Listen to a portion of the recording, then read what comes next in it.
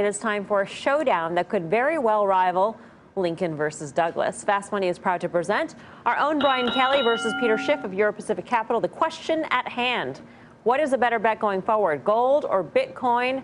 BK, you first. Yeah, well, for me, obviously, it's Bitcoin, and I'll tell you why. Because Bitcoin is not just digital gold. I think that's what a lot of people get wrong here. It's a technology platform that fintech is being built on top of. It is a once-in-a-generation investment opportunity, similar to the internet, growing just as fast, if not faster. It's the internet of money, and I'm not the only one on this. Everybody's involved in it. Federal Reserve just released a paper on it and has a working group. Bank of England is involved in it. 14 of the top 30 banks have active projects going on. JP Morgan, Goldman Sachs, CME, NYSE, New York Stock Exchange are all involved in projects as we speak, building on top of this technology. So let's just say, let's try to put a value on Bitcoin. And let's say all those things don't happen, right? Even though there's so much people working on it, they're building on top of this platform, giving it useful. Let's say it is digital gold. And for some reason, it just happens to get 1% of the market share that gold gets. Bitcoin would be $4,500 trading at $1,200 right now. If it got 5% of the market share, it would be at $22,000. That, to me, is a winning investment. Peter Schiff, you're up. Well, it's not digital gold. I agree. It's digital fool's gold. Today's Bitcoins could be tomorrow's Beanie Babies. The whole principle behind Bitcoin was to replicate the properties that made gold uniquely suited to be money and act as an alternative to fiat currencies. But it's not really viable as money. I mean, it is a potential medium of exchange, but it's not a store of value. Meanwhile, nobody really uses it as a medium of exchange. It's just a speculative asset. People own it because they think it's going to be more valuable in the future, but it has no intrinsic value in and of itself. 150,000 merchants worldwide accept Bitcoin, including Expedia. 300,000 transactions a day.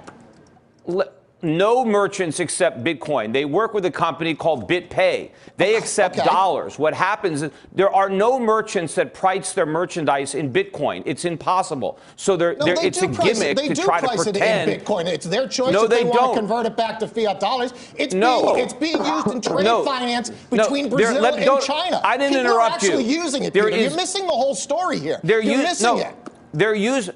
People are using it to circumvent currency laws to transfer money out of China. They are not really using it in commerce. No merchants are You find me a merchant that is pricing their merchandise in a Bitcoin. This is one Bitcoin. This is a half a Bitcoin. They are pricing it in dollars or euros. People using it in the supply chain. It's very useful. No. The price, the volatility is too great on a daily basis to really price it. Not really. But meanwhile, for a good portion of this year, it was less volatile than gold and outperformed. It is not less volatile. But look, meanwhile, was this year. Gold had a long history of intrinsic value before it was money. People desired it for its properties, and it was very scarce. So it had a lot of value because its unique properties were hard to come by. Nobody knew what Bitcoin was 5 or 10 years ago. It didn't exist. It has no value other than the fact that maybe you can use it to exchange for somebody else. But if they don't want it, it has no value. It has the exact same value as gold has, the exact same value as oil. It's usefulness, it's utility. That's what everything is backed by. Gold's just a rock. It's just a shiny rock. It has some special qualities, but it's just a shiny rock. Look, you're a member of a cult. That's why you have to keep screaming at me. Peter, stop. There's nothing that you can do with your Bitcoin. Does that mean it's not going to go up to 2,000 or 3,000? It could, and then it's going to go to zero. With my Bitcoin. I can do trade finance with my Bitcoin. What are you talking about? All right. Unfortunately, we are out of time. There is no limit. There is no limit to There is no limit to the number of digital currencies that can be created. There are hundreds of others. Just because Bitcoin is the most popular now, look, why doesn't everybody use MySpace? Because somebody came up with Facebook. I mean, you have no idea. And meanwhile, there's a company out there called Gold Money, which actually uses gold as money. You could say the same thing about the internet, and you would have missed out. We got to end this here. We're going to find the moment of truth out right now. You all heard the arguments. So let's go around the horn here and see who the traders think won this debate. Bitcoin or gold? Tim, what do you say?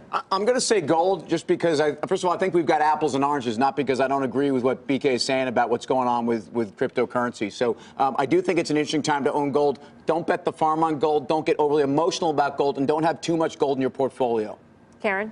Yep. I'm going to go with BK and Bitcoin because I believe you get two things. You get this sort of the gold kind of argument, and then as well you get the whole the fintech element of it. And I don't buy Peter's argument that it's not usable. It's very few gold transactions actually happen in physical gold transactions, yet it is freely traded. But you can do that. You can do it now with gold money. That's happening. You can do it with Bitcoin as well. Anyway. There's no coming back. Hey, I want to recount the vote. So I'm going with BK and Bitcoin. BK. Somebody is hacking the voting. So I wrote, if BK is right about Bitcoin, ... then I have to be with Tim. You got to go with gold, because I think if BK is correct, I think actually in the short term, gold will outperform. And if memory serves, not that I was there, but I think there were a series of 7 debates between then whatever Lincoln and Mr. Douglas. So this was the first of 7 over a few months. I look forward to number 2. All right, so it looks like 2-1 for Peter Schiff and gold. Gentlemen, thank you for your time. Peter, our thanks to you. Peter Schiff, your Pacific Capital.